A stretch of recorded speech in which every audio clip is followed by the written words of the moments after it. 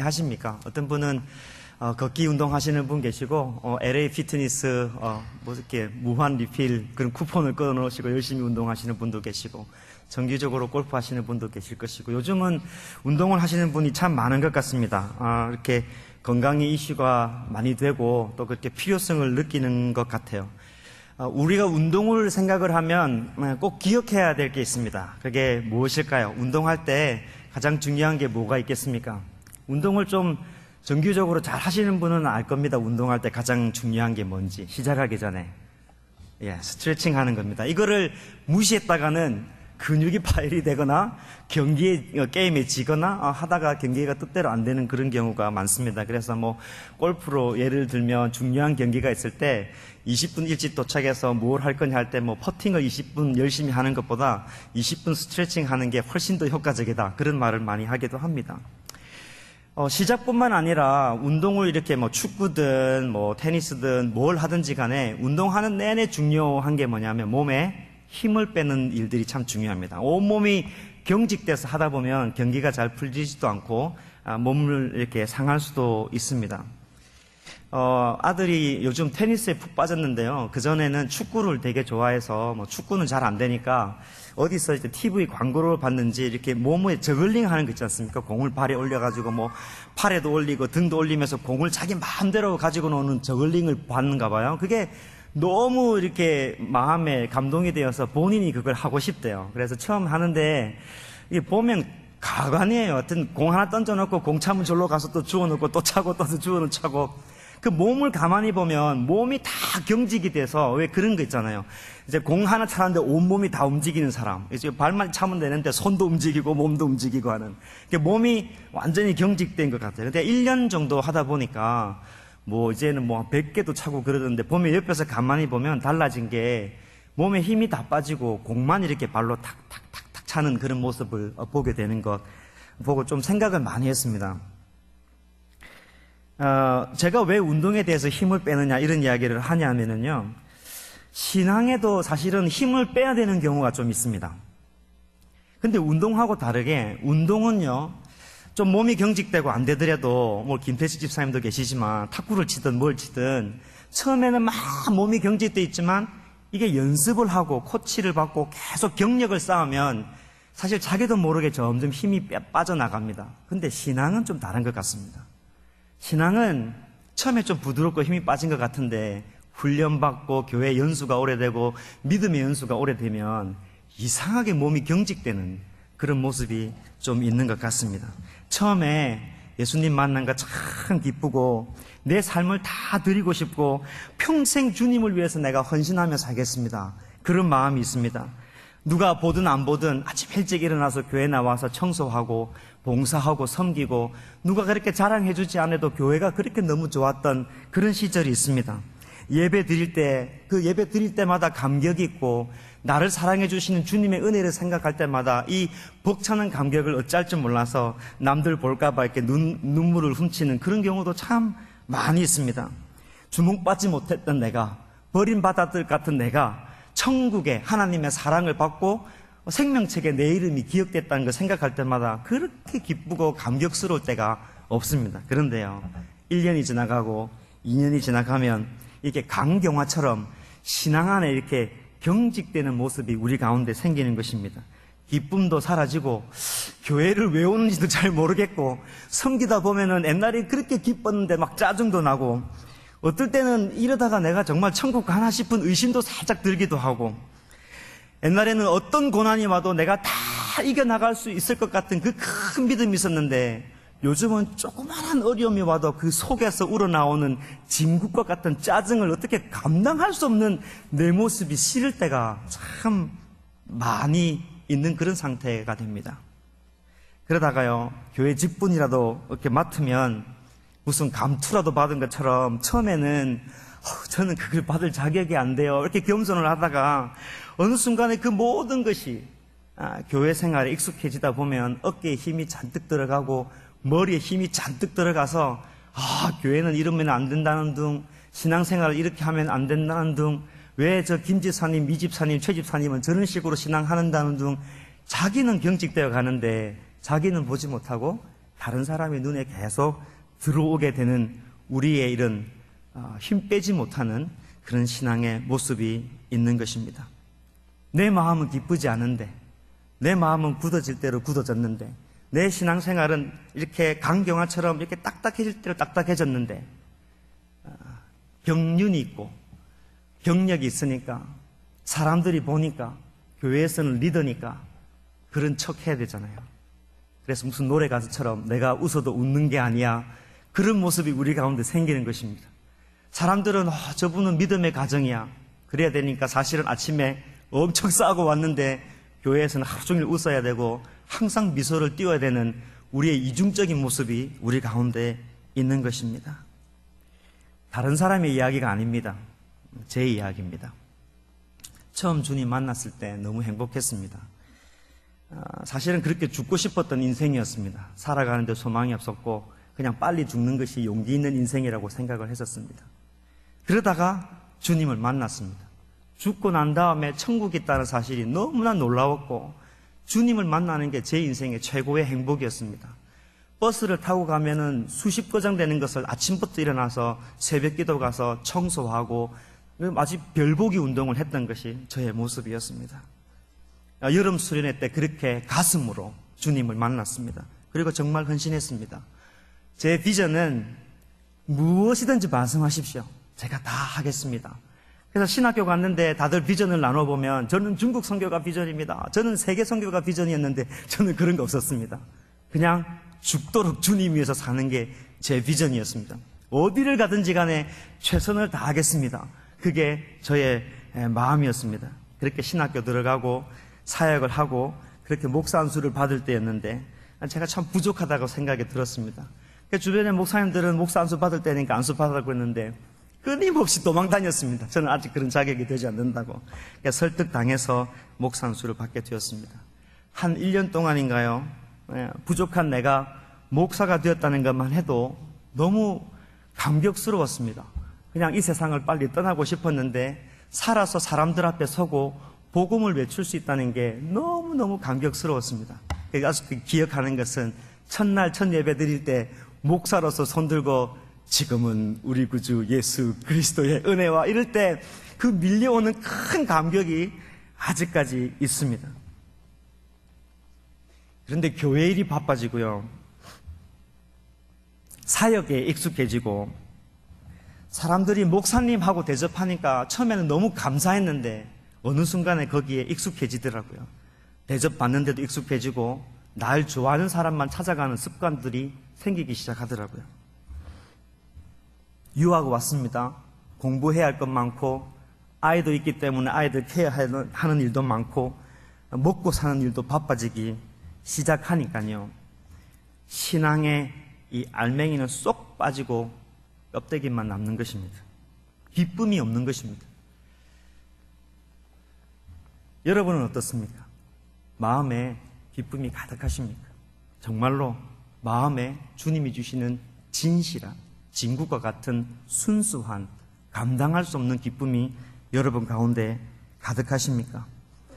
오늘 그래서 바울이 오늘 본문에서 어떻게 보면은 그렇게 강하게 이야기하는지 모르겠습니다. 빌립보서 2장 후반에 쭉 보면은 빌립보 교회에 있었던 여러 가지 사역에 대한 이야기를 좀 하다가 그 교회에 디모데가 얼마나 필요한지, 에바브로디도가 꼭 가야만 된다고 쭉 이야기를 하다가 3장에 들어와서 끝으로, 옛날 성경에는 종말로 이렇게 이야기하면서 내가 이야기하고 싶은 게 하나 있어 끝으로 라고 말하면서 기쁨에 대해서 이야기합니다. 할 말이 얼마나 많겠습니까? 빌립보 교회에 사람을 세울 때는 이렇게 세우고, 이런 분열이 생겼을 때는 이렇게 하고, 갈등이 있을 때는 이렇게 하고, 고난이 있었을 때는 이렇게 넘어가는 것이다라고 할 말이 얼마나 많았겠습니까? 그러나 사도 바울은 3장 1절의 끝으로 이렇게 이야기하면서 직접적으로 우리들에게 명령합니다. 그 말씀이 뭐냐면 주 안에서 기뻐하라, 이렇게 말씀합니다. 하고 싶은 말이 참 많은데 우리에게 하시는 말씀이 주 안에서 기뻐하라, 이렇게 말씀합니다. 권유도 아니고요, 설득도 아니고 명령입니다. 내 삶이 너무 어렵고 힘들어서 기뻐할 수 없는 상황임에도 불구하고 사도 바울은 그 우리의 모습을 보고도 그냥 권유하지 않고 기뻐해야 된다고 명령으로 말씀합니다. 빌립보 교회도 분열이 있고 갈등이 있고 시끄러운 잡음이 많고 골치 아픈 그런 순간이 있음에도 불구하고 그래도 그 가운데 기뻐해 보십시오라고 말하지 않고 기뻐하라 그렇게 명령합니다. 그러면서 하시는 말씀을 보시면서 들으면 좋을 것 같아요. 그러면서 하시는 말씀이 주 안에서 기뻐하라 이렇게 말씀하시면서 너희에게 같은 말을 쓰는 것이 내게는 수고로움이 없고 너희에게는 안전하니라 이렇게 이야기합니다. 아무리 강조해도 지나치지 않는다는 것입니다. 주 안에서 기뻐해라. 지금 편지를 쓰고 있잖아요. 옛날에 제가 그때 우리 학원이 있었을 때 그랬어요. 학원 가면 그 동화전과 이만큼 두꺼운 거를 맨날 뺏겨 쓰게 했어요. 왜 그랬는지 모르겠어요. 그냥 무조건 막 뺏겨 쓰게 했습니다. 그거 쓰게 되면 손도 아프고요. 정말 짜증났었거든요. 사도 바울이 이야기하기를 주 안에서 기뻐하십시오. 이 말을 내가 1000번을 쓴다고 할지라도 전혀 수고롭지 않고 그렇게 하면 할 정도로 중요한 말입니다. 주 안에서 기뻐하십시오. 이렇게 말하고 난 다음에 하시는 말씀이 너희에게는 안전하다. 이렇게 말합니다. 이제 질문을 받아야 됩니다. 왜 주 안에서 기뻐하는 게 우리가 안전할까요? 어떤 의미에서 우리가 진짜 안전할까요? 거꾸로 추론을 해보면, 거꾸로 생각을 해보면 사역에 대해서 구체적인 매뉴얼이 없다 할지라도 교회에 분열이 조짐 있고 하는 일이 잘 안 되는 나의 고달픈 이런 고난의 삶 속에서도 구체적으로 이것하고 그런 아주 구체적인 매뉴얼이 필요한 그런 상황에 있다 할지라도 사도 바울이 그 모든 문제를 해결해 줄 수 있는 핵심의 키는 기쁨을 찾는 것이다. 그렇게 말하는 것입니다. 우리 신앙생활에서 사역 속에서 내 인생에서 가장 중요한 게 내가 수천 번을 강조해도 지나치지 아니하고 너희들에게 그렇게 안전한 하나의 키가 있다면 너희들이 기뻐하는 것이다. 그렇게 말합니다. 사랑하는 성도 여러분, 왜 우리가 기뻐하는 것이 주 안에서 기뻐하는 것이 안전할까요? 그 바울이 말하는 기쁨을 오늘 이 시간에 찾아보려고 합니다. 여러분, 그 기쁨은 새로운 게 아닙니다. 항상 듣는 것입니다. 수천 번 들었던 것입니다. 무슨 기쁨이냐? 주 안에서 기뻐하는 것입니다. 주 안에서.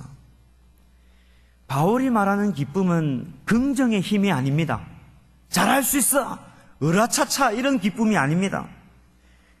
뭐 어렵고 힘들어서 아주 신나는 음악을 틀어놓고 모든 생각을 잊게 할 때 마음속에 찾아오는 세상이 주는 그 일순간의 기쁨이 아닙니다.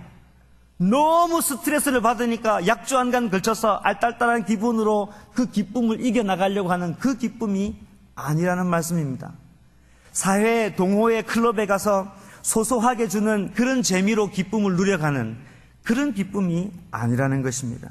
바울의 기쁨은 주 안에서의 기쁨입니다. 죽을 수밖에 없는 나를 살리시고 부활의 첫 열매가 되어주셔서 이 땅에서 살아가는 나의 존재의 이유가 나그네의 삶이라는 것을 분명하게 밝혀주셔서 살아가는 이유를 주신 것입니다. 그냥 놔두지 아니하시고 우리가 저 천성에 갈 때까지 하나님 우리 예수님께서 보좌 우편에 앉으셔서 끊임없이 서서 우리를 중보해 주시고 성령 하나님을 보내주셔서 우리의 성전을 삼아주시고 끝까지 우리와 함께해 주시는 그 하나님의 놀라운 일을 기억하는 것이 주 안에서 기뻐하는 것입니다. 여러분은 주님 안에서 주님이 이루어 놓으신 이 놀라운 일들 때문에 정말 기뻐하십니까? 주님께서 나를 위해서 십자가에 못 박혀 돌아가시고 다시 살아나시고 부활의 열매가 되어주셔서 나에게 산 소망을 주신 것이 나에게 정말 큰 기쁨이 되십니까? 어느 것하고 바꿀 수 없는 참 기쁨, 정말 순수한 기쁨이 여러분의 기쁨이십니까? 우리가 아멘이라고 물으면 당연히 아멘이라고 이야기할 것입니다. 솔직하게 말해서 저는 아닙니다. 이제부터는 좀 단순하지만은 조금 퍼스펙티브에 관련된 이야기입니다. 저의 솔직한 대답은 이렇습니다. 저는 주 안에서 기뻐합니다. 그러나 솔직히 저는 주 안에서 기뻐하지 않습니다. 저의 대답입니다. 이게 또 무슨 소리지, 이 밤에 정말 잠아 죽겠는데 다시 한 번 더 이야기합니다. 사도 바울이 주 안에서 기뻐하십시오라고 말할 때 저의 대답은 네, 주 안에서 기뻐합니다. 그러나 솔직히 주 안에서 기뻐하지 않고 있습니다. 그게 저의 대답입니다. 여러분, 대자연의 웅장함 속에 한번 서본 적 있습니까? 한국의 지리산에 올라가서 산이 이렇게 아주 동양화의 그림처럼 쫙 펼쳐 있는데 태양이 딱 떠서 그 반사된 빛으로 보이는 이 자연의 아름다운 광경 속에, 그 웅장함 속에서 뭘 말을 할 수 없어서 하는 모먼트를 겪어보신 적이 있습니까? 저는 요세미티도 가봤고 아직 미국을 돌아보진 않았지만 그랜드 캐년을 가봤지만 제 마음속에 웅장한 그림이 하나 있습니다. 뉴질랜드에 있었을 때 남섬을 돌 때 더니든에 갔었던 적이 있었는데요. 우리 조는 잘 상미자매님 잘 알 것 같네. 더니든에 무슨 여행 계획으로 간 건 아니었습니다. 무슨 이유 때문에 그냥 무작정 길을 떠나서 그 마을을 좁은 길을, 언덕 위를 막 지나서 그 언덕 위를 딱 넘어갔을 때 그 큰 태평양이 눈안에 한번 딱 들어오면서요, 그 색깔이랑 그리고 그 빛을 받아서 반대편에 보이는, 언덕 위에 보이는 그 집들, 그림들이 너무 아름다웠습니다. 그래서 미국이 어디 좋다고 해서 가봐도 그것하고는 사실 잘 비교가 되지 않더라고요. 좀 더 여행을 해봐야 알겠지만. 그 웅장함 속에 있으니까 무슨 현상이 있냐면 내 인생이 막 복잡해진 것 같은데 너무 단순해지더라고요. 그 큰 그림 앞에서 나 하나의 피조물이 서 있다는 그 그림을 느껴지게 되더라고요. 대자연 속의 겸손함을 한번 느껴봤습니다. 그런 큰 감동이 있어서 사진으로 딱 찍어서 집에 와서 보는데 그 감동이 같을까요? 다릅니다. 당연히 같을 수가 없습니다. 다만 그 감동이 있는 것은 이전에 보았던 그 큰 감동이 있으니까 이 사진을 통해서 투영되는 것입니다. 보지 않았으면 이건 전혀 감동이 없는 것입니다. 여러분, 주님께서 여러분에게, 우리에게 이루어 주신 일들은 여러분이 상상할 수 있는 어떠한 웅장한 자연과도 비교할 수 없습니다. 굉장히 위대한 일입니다. 인간의 모든 언어와 상상으로 상상할 수 없는 하나님의 위대함이 거기에 있습니다. 거기에서 주님을 만났습니다. 주님을 만났을 때 사망에서 생명을 만나는 위대한 감격이 그 가운데 있었습니다. 하지만 어느 순간에 사진을 찍어서 그 감격을 내 성경책 안에 꽂아놓은 것처럼 그 위대한 감격은 사라지고 이 사진을 보면서 기쁘다 이렇게 이야기하는 모습이 저의 모습입니다. 여러분, 저는 해보지 않았지만 끝이 보이지 않는 태평양의 심해 속에서 수영하는 것하고 목욕탕에서 물 받아놓고 수영하는 것하고는 다르겠죠, 그죠? 감동이. 솔직히 많은 경우에 우리는 예수님의 위대한 일을 우리의 좁은 이해와 생각의 통 속에 담아놓고 그게 기쁨이라고 표현할 때가 참 많습니다. 생각의 차이입니다. 바울이 강조하고자 하는 주 안에서 기쁨이라는 것은 그렇습니다. 그 위대한 구원의 기쁨을 항상 유지하고 애를 써야 한다. 그것으로 인해서 이 사진 때문에 기쁜 것이 아니라 그 웅장하고 위대한 예수 그리스도의 십자가 사건 때문에 너희가 항상 기뻐해야 한다. 그 감격으로 인한 기쁨이 너희에게는 안전할 것이라고 이야기하는 것입니다. 말씀을 읽는 것도, 기도를 하는 것도, 오늘 저녁에 나와서 이렇게 예배를 드린 것도 우리가 주 안에서 참 기쁨을 가지겠다는 그 사모하려는 마음이 없다면 우리의 어떤 모습, 종교적인 모습도 오히려 우리를 더 힘을 들게 하는, 율법적인 모습으로 가득하게 됩니다. 여러분, 그런 의미에서 회복을 의미하는 주빌리 기도에는 굉장히 우리들에게 의미가 있습니다. 우리들에게 필요한 키워드는 회복입니다. 여러분에게 진짜 필요한 것은 회복입니다. 뭘 더 가지는 게 아니라 회복하는 일이 아주 중요합니다. 이 회복에 대한 간절한 마음이 여러분 속에 넘치기를 바랍니다. 바울은 그래서 하지 말아야 할 것, 해야 할 것을 2절, 3절에서 이야기합니다. 하지 말아야 할 것, 여러분들이 한번 읽어보시겠습니다. 3장 2절 말씀입니다. 같이 읽겠습니다. 시작.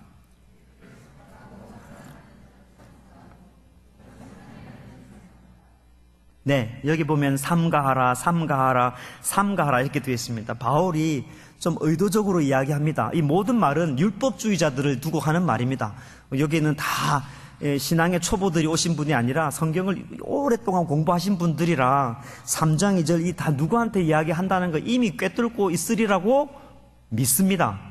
개들, 행악하는 자들, 여기 나와 있는 상해하는 일을 하는 자들, 이 모두가 다 율법주의자들에게 하는 말입니다. 바울은요, 은혜의 복음, 주 안에서 진정한 기쁨 외에요, 외식적이고 형식적이고 율법적인 모든 것은요, 단호하게 정리합니다. 그건 아니라고 이렇게 이야기합니다. 유대인들은요, 이방인들을 향해서 하나님의 언약 밖에 있다고 그래서 그 사람들을 들개들이라고 했습니다. 여기 말하는 개는 집에서 좋아하는 그런 개가 아니라 들개들입니다. 그러니까 이방인들을 향해서 저애들은 들깨다 이렇게 이야기하는데 사도 바울은 네가 들깨다 이렇게 이야기하는 것입니다. 그리고 이 율법주의자들은 하나님의 말씀을 지키고 있다 이렇게 이야기하고 있지만 사도 바울은 그 사람들 보고 너희는 지금 악을 행하고 있다 이렇게 이야기합니다.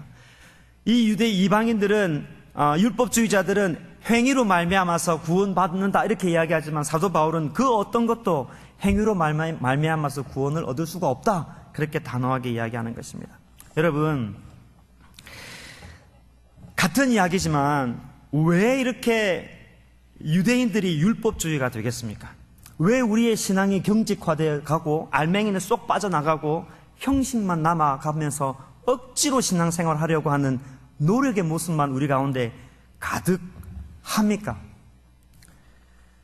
하나님에 대한 이해가 조금 부족합니다. 그렇다고 생각하십니까? 여러분, 이스라엘에게 찾아오신 하나님은 잘 들으셔야 됩니다. 언약의 하나님이십니다.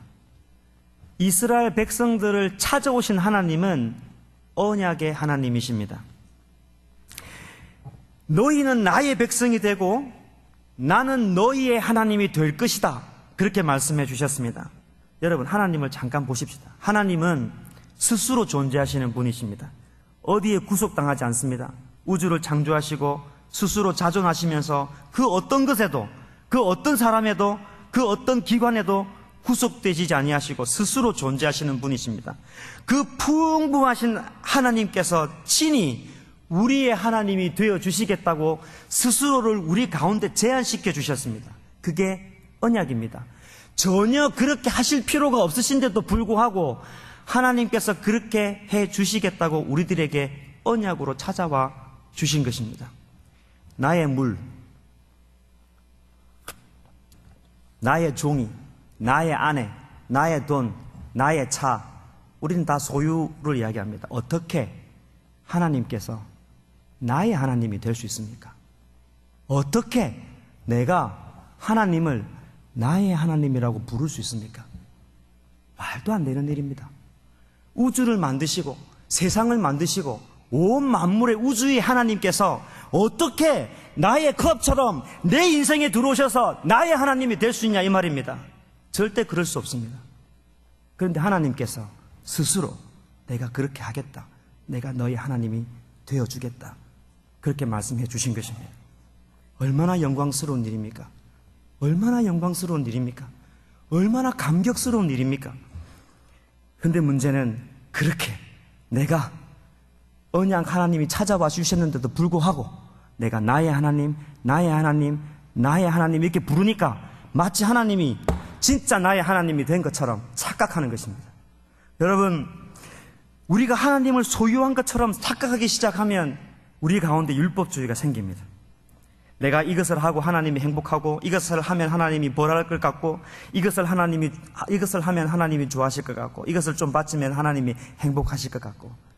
하나님이 정말 그러실 것입니까? 가장 큰 문제는 우리의 숨은 교만이 극에 달했을 때, 숨은 교만입니다. 나도 모르는 교만. 우리의 숨은 교만이 극에 달했을 때 우리 마음속에는 하나님을 내가 매니플레이트 할 수 있다고 생각하는 것입니다. 월요일 아침에 새벽 기도를 인도하면서 제가 좋아하는 찬송을 불렀습니다. 내 구주 예수를 더욱 사랑. 같이 오신 분들에게 정말 주님을 사랑하는 마음으로 우리 해봅시다. 기도하는 마음으로. 더욱 사랑, 더욱 사랑, 더욱 사랑. 제 마음속에 있는 것 없는 것 다 짜서 주님을 정말 사랑합니다, 이 고백을 하고 싶어서 노래를 부를 때 정말 간절하게, 아침에 목도 안 열렸는데 더욱 사랑, 더욱 사랑 이렇게 찬송을 했습니다. 근데 한 3절쯤 부를 때 하나님께서 이렇게 말씀하시는 것 같더라고요. 네가 지금 나를 사랑합니다라고 말할 때니? 그렇게 말씀하신 것 같더라고요. 너는 지금 너의 삶 속에서 지금 솔직하게 하나님 앞에, 나 앞에, 하나님 저를 좀 살려주십시오. 저를 좀 제발 회복시켜 주십시오. 저를 제발 좀 건져주십시오. 저를 제발 이 상황 속에서 좀 해방시켜 주십시오. 그렇게 말씀하시는 것 같더라고요. 네가 지금 그렇게 말할 때가 아니니? 네가 지금 그렇게 고백해야 될 때가 아니야? 그건 놔두고 더욱 사랑, 내가 사랑하면 그 사랑을 받을 것 같아서. 여러분, 우리가 하나님을 사랑하면 얼마나 사랑하겠습니까? 저는 부족함이 좀 없는 것 같아요. 교만한 것 같지만. 먹고 사는 것도 그렇게 어렵지 않고, 아이들도 잘 컸고, 부부관계도 그래 나쁘지도 않고, 생각해보면 앞걸음 한 걸음 한 걸음 잘 갈 수 있을 것 같아요. 근데 부족한 게 있는데 주님을 좀 더 사랑하고 싶은 거예요. 이런 오만 불순한 생각이 어디 있습니까? 내가 다 살아갈 수 있고, 내가 다 할 수 있고, 내가 다 할 수 있고, 내가 부족한 거 없고 다 할 수 있는데 내가 지금 필요한 건 하나님 사랑하는 거래요. 이게 말이 됩니까? 여러분, 하나님을 사랑하면 그 하나님께서 내 사랑 다 받아줄 것 같아요. 기도하면 다 응답해 주실 것 같고, 내가 내 마음대로 살다가 배신해서 돌아오면 다 받아줄 것 같고, 예배 드리면 다 받아주시고, 두 손 들고 찬양하면 하나님께서 기뻐하셔서 나를 축복해 주시고, 없는 예물을 드리면 물질적인 축복을 막 부어주실 것이라고 생각하십니까? 맞습니다. 그런데 항상 맞는 것은 아닙니다. 그게 맞다면요, 초호화의 예배를 10,000번, 1,000번을 드리는데 하나님은 왜 그 예배를 안 받으십니까? 왜 가인의 예배를 받지 않습니까? 내 기도를 하면 항상 응답해 주시는 게 맞다고 하면 하박국이 주여 언제까지 내 기도를 응답 안 하십니까? 그렇게 하는 그에 대해서 우리가 어떻게 해명을 합니까? 여러분, 다시 한번 생각해 보십시오. 위대하신 하나님께서 어디 사랑이 부족해서 나의 사랑에 고백이 없으면 난 도저히 못 살겠다, 그렇게 생각하시겠습니까? 그렇다 해도, 만약에 그렇다 쳐도 하나님께서 99.9999%의 완전하신 사랑이 있는데 0.0000001%의 사랑이 부족해서 그게 내 사랑이라 쳐도, 여러분의 사랑이 얼마나 순수하면 얼마나 순수하겠습니까? 여러분의 사랑의 깊이가 깊으면 얼마나 깊습니까? 제가 아내를 향해서 여보 사랑해, 아내는 한순간에 콧방구 탁 킵니다.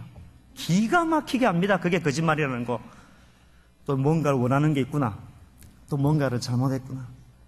우리가 하나님을 사랑합니다라고 말할 때 그 속에 노림수가 있는 거 아닙니까? 하나님 사랑합니다 고백해서 나에게 뭘 좀 해주셨으면 좋겠고, 하나님 사랑합니다 하면 내 이 복잡한 감정을 좀 치유해 주셨으면 좋겠고, 계산이 있는 것 아닙니까? 하나님이 정말 내 사랑이 없으면 존재하지 않으시는 분이십니까? 하나님께서 돈이 부족하셔서 헌금을 하면 행복하시고, 하나님께서 우울하셔서 우리가 찬양을 드리면 행복하시는 그런 분이십니까? 하나님은 우리의 사랑이 없어도 완전한 사랑이십니다. 하나님은 우리의 찬양을 받지 않으셔서도 우주의 모든 만물로 찬양을 받으시는 분입니다. 스스로 행복하시고, 스스로 충만하시고, 스스로 거룩하시고, 스스로 완전하신 분이 하나님이십니다. 그 어떤 것도 필요하지 않습니다. 그러나 그런 하나님께서 퀄리티가 떨어지는 우리의 사랑에 반응해 주시는 게 너무 놀랍지 않습니까? 오늘 아까 전에 찬송할 때 막 눈물이 나는데 어쩔 수 없더라고요. 찬양 가사가 좋아서 그런 게 아니라 나의 부족한 사랑에도 불구하고, 말도 안 되는 찬양임에도 불구하고 하나님께서 그걸 받아주신대요. 그게 너무 감사한 거예요. 내 인생 보잘것없고 너무 외롭고 힘들고, 그래서 하나님 앞에 나가는데 사실 그거 받을 만한 가치가 하나도 없는데도 불구하고 하나님께서 그거를 받아주신답니다. 그걸 생각하니까 얼마나 감사합니까? 그러나 우리가 조심해야 될 것은, 내가 그렇게 사랑한다고 하면 무조건 들어주시고, 내가 기도하기만 하면 다 받아주시고, 그렇게 우리가 하나님을 조작할 수 있는 게 아니라는 사실입니다. 신앙은 다른 각도에서 시작되는 것입니다. 비슷해 보여도 어떤 각도로 보느냐에 따라서 신앙의 깊이는 천지차이입니다. 그래서 사랑의 고백에 집중하는 게 아니라 그 고백 속에 만나는 하나님을 만나야 합니다. 찬양에 집중하는 게 아니라 그 찬양 속에 거하시고 찬양을 받아주시는 하나님을 만나야 하는 것입니다. 기도에 막 집중하는 것이 아니라 그 기도 속에 임하시는 하나님을 만나는 게 더 중요하다는 사실입니다. 이 저녁에 그 충만하신 하나님을 만나는 여러분이 되기를 바랍니다.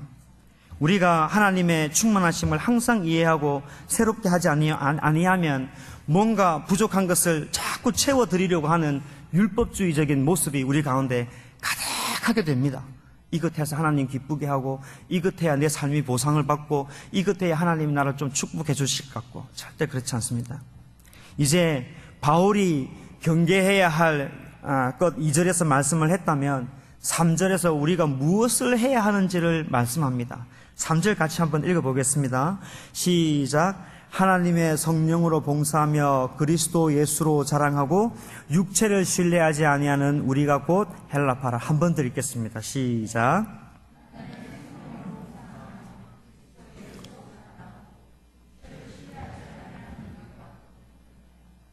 율법주의에 익숙한 사람, 행위로 뭔가를 해보려고 하는 사람은 오늘 본문을 보고도 이렇게 이야기할 것입니다. 봉사하는 데 성령님이 필요하고 내가 자랑하는 데 예수님이 필요합니다. 이렇게 이야기할 것입니다. 우리가 성부 하나님에 대해서 제가 말씀드렸다시피 성령님도 예수님도 우리 생활의 수단이 되어서는 안 됩니다. 내가 살아가는 데 성령님이 필요하고 내가 자랑하는 데 예수님이 필요한 것 아닙니다. 사도 바울이 오늘 이 말씀 속에서 주는 핵심 요약은 뭐냐 하면, 우리가 정말로 성령 충만하면 봉사하게 되어 있고, 정말 예수 그리스도 안에 충만하게 되어 있으면 예수 그리스도로 자랑하게 되어 있다는 이 말씀입니다. 우리는 교회를 섬기고 교회를 사랑하고 교회를 따라가는데 힘들면 그때 성령 충만이 필요하다고 이야기합니다. 밖에 나가서 예수님을 자랑하고 예수님을 알려야 되는데 그 알고 있는 지식으로 예수님이 필요한 것입니다. 천만의 말입니다. 예수님은 그렇게 해서 간접적으로 수단으로 성령님이 필요하고 방편으로 예수님이 필요한 게 아니라 성령 충만하게 되면 봉사하게 되어 있고 예수 그리스도로 충만하게 되어 있으면 자랑하게 되어 있다라고 이야기합니다. 그런 삶을 살아라, 그렇게 말합니다. 여러분, 이 사도 바울의 권면의 말씀은 사실 우리들에게는 굉장히 저돌적이고 공격적인 질문입니다. 여러분 삶 속에 봉사하고자 하는 마음이 강합니까? 여러분 삶 가운데 예수 그리스도를 자랑하고 싶은 마음이 강합니까? 이게 사도 바울이 우리들에게 묻는 솔직한 질문입니다. 주 안에서 기쁘십니까? 정말 성령 안에서 봉사하고 싶습니까? 정말 예수 그리스도를 자랑하고 싶습니까? 저는 솔직히 그렇지 않습니다. 하지만 그런 척 해야 합니다. 그렇게 해야 목사 일을 하니까요. 안 그런 척 하려고 합니다. 왜 그렇게 해야 합니까? 그렇게 해야 하니까. 그렇게 해야 사역도 할 수 있고 그렇게 해야 찬양도 할 수 있고, 그렇다고 해야 내가 목원들 앞에 설 수 있고, 그렇다고 해야 내 신앙이 합리화되고, 그렇다고 해야 지금까지 달려온 일이 후회되지 않고, 그렇게 해야 내 삶이 보장된다고 생각하기 때문에 그렇습니다. 여러분, 뭔가 크게 잘못된 게 우리 가운데 있을 수 있습니다. 이제 옷이 별로 좋지 않는데 오늘 단추 하나를 잘못 맸었습니다. 옷을 입다가. 이게 늘 아는 비유입니다. 잘못 맺으면 다 잠궈봐야 몸 모양이 안 납니다.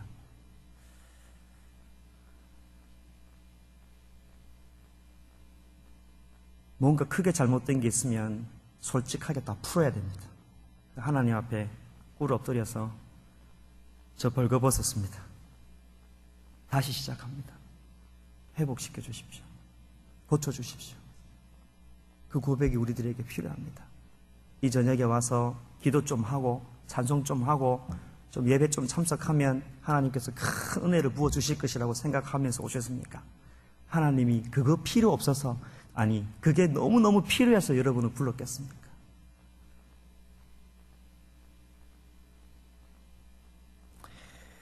우리가 이렇게 잘못되는 이유가 뭡니까? 사도 바울은 이제 말씀을 맺어갑니다. 3절에 보니까 하나님의 성령으로 봉사하며 그리스도 예수로 자랑하고, 마지막으로 우리가 안 되는 이유를 말합니다. 육체를 신뢰하지 말아라. 육체를 신뢰하지 아니하는 우리가 할례파다, 이렇게 이야기합니다. 그러면 다시 돌아가서 성부 하나님 앞에서 기뻐하지 못하고, 성령 하나님 앞에서 봉사하지 못하고, 성자 하나님 앞에서 자랑하지 못하는 이유가 연약한 우리 육체 때문에 그렇습니다. 우리의 육체는 항상 자랑하려고 합니다. 보이지 않는 하나님보다 보이는 사람을 무서워합니다. 보이지 않는 하나님보다 보이는 사람 앞에 잘 서보려고 합니다.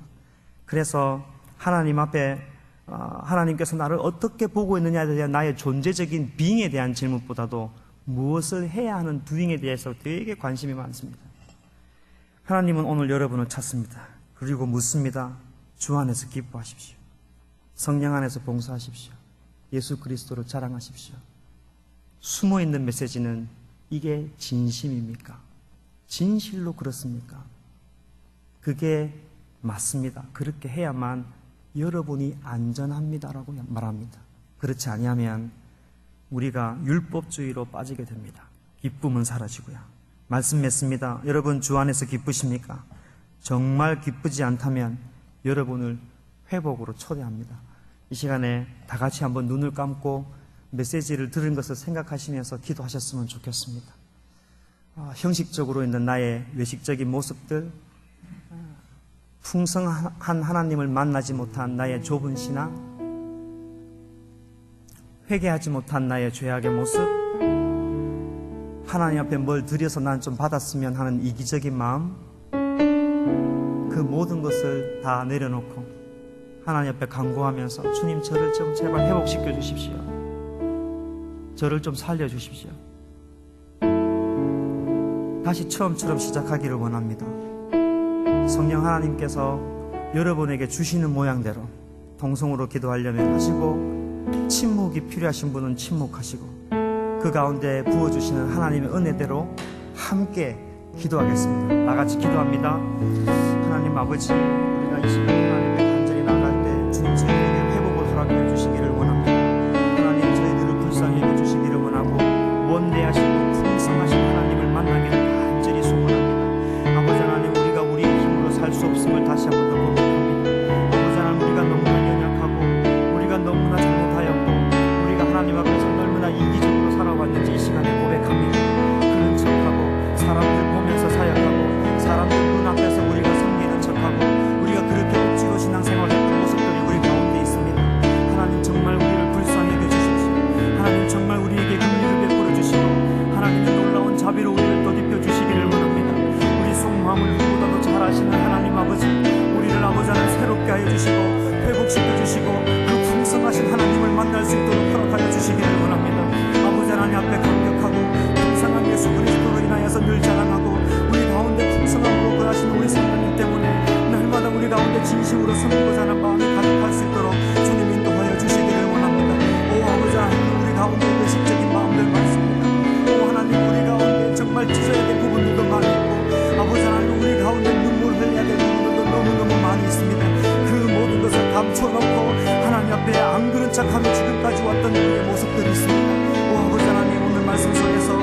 다시 한 번 더 우리를 회복으로 부르시고 다시 한 번 더 초청하신 하나님의 풍성하심에 겸손하게 무릎을 꿇고 나갈 수 있도록 인도하여 주옵소서. 오 아버지 하나님, 저희는 부족합니다.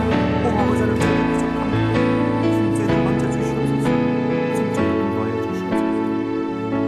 아버지